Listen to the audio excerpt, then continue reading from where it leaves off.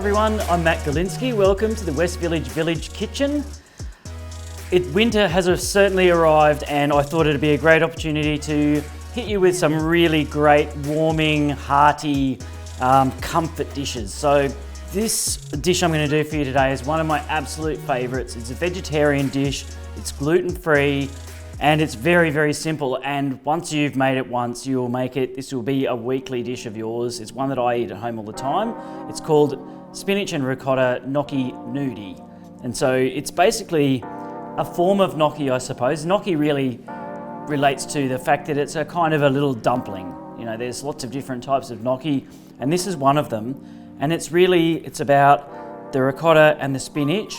We're going to add some eggs to help it set, and then add some Parmesan cheese and make a tomato sauce and sit all those dumplings in it and bake them so it comes out and it smells amazing, and it's one of those ones that there won't be any left the next day. So the first step to doing this is, rather than steaming or blanching the spinach, I like to just put a pan on so we're not losing any of the nutrients out of the spinach at all, and just a hot pan, and have something ready for that spinach to go into. But the spinach just goes into the pan, nice hot pan. You probably do one of these punnets, that's a 100-gram punnet there, one of these at a time, and just splash it with a little bit of water to help it steam out. Now I'm using this beautiful buffalo ricotta today. You can use any sort of ricotta you like. The most important thing is, though, that it's not the stuff that you buy in the little tubs that's really soft. You want it to be firm, and this stuff is vanilla buffalo ricotta, which is great, amazing flavour, slightly salty. You won't find it in the cheese section. You go to the deli section and there's usually a wheel behind the counter that they can cut you a piece of.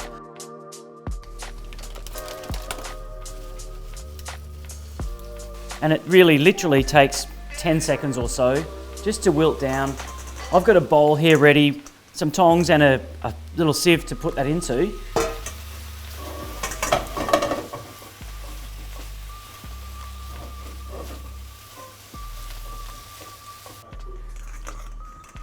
Okay, so that's how much spinach we end up with once it's wilted down from those two packets.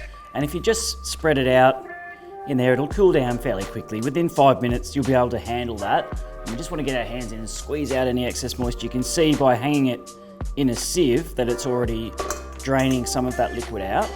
Now, to make the rest of the mix is really very simple. The ricotta into a bowl, Parmesan cheese,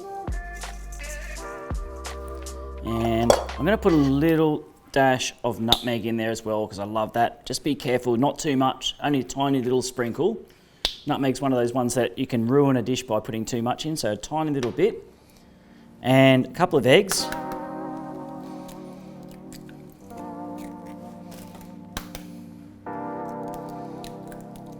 I'm going to make the tomato sauce, and that's going to go into the bottom of the dish, and all those dumplings are going to go on top. So it's just a basic tomato sauce, 1 onion, 1 clove of garlic, a sachet of tomato paste, and a tin of tomatoes, crushed or diced tomatoes.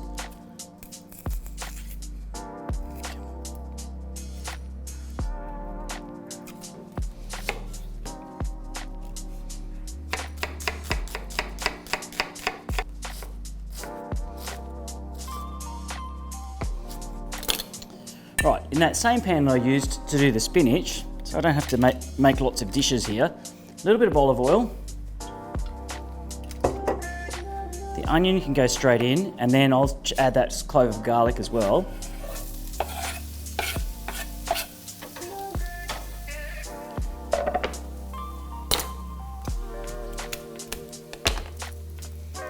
And this doesn't have to be finely chopped either, I'll just slice it into little circles. Okay, I'll just sweat that off a little bit and then add the tomato paste. And this is something that I really think is important when you're using tomato paste. You add that and fry it out. That's what I do. Every time I use tomato paste, it just intensifies the flavour of it, kind of caramelizes a little bit, It doesn't need much, a minute or so, and then have your tomatoes ready to add into the sauce. And then that's pretty much it. Salt and pepper. If you want to add herbs to it, you can. Things like rosemary or basil or whatever you want to put in it.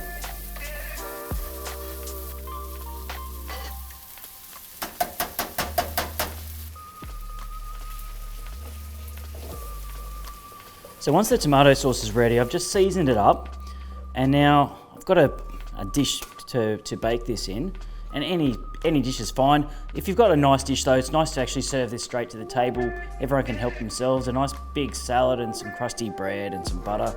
You've got a beautiful dinner. And we'll just make a kind of a little bed here for the gnocchi to sit in of the tomato sauce. So it goes on the bottom. Spread it all out. Now back to making these gnocchi. So that's cooled down enough. It's really only been a few minutes, and you just grab it and squeeze it. You can see how much water comes out. And it doesn't matter if there's a little bit in there, but you want to get as much out as you can. So get some elbow grease in there and just keep squeezing. Okay, that's pretty good. And then nice sharp knife.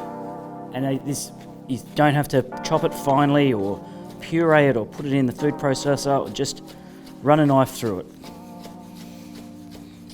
Okay.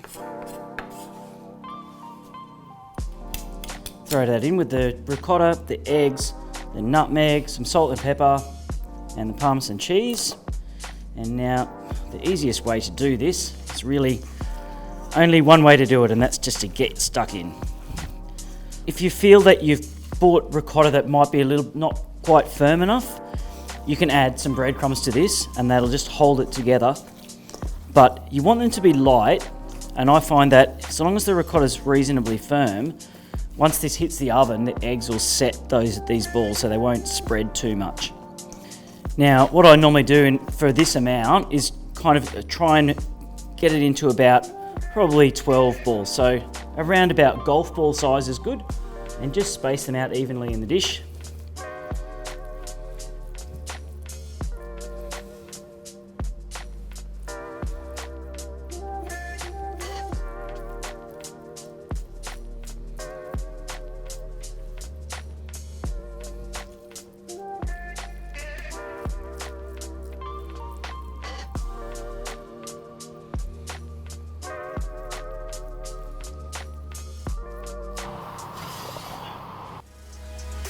And there it is, spinach and ricotta gnocchi gnudi. Now you can see that they're lovely, nicely set little dumplings.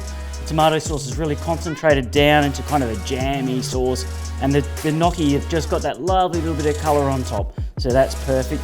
Perfect to serve straight to the table. Nice simple bowl of salad leaves with a nice dressing on it, some crusty bread, some butter, and you've got the perfect dinner and hopefully maybe lunch the next day. So thanks for joining me in the Village Kitchen. Hope to see you next time.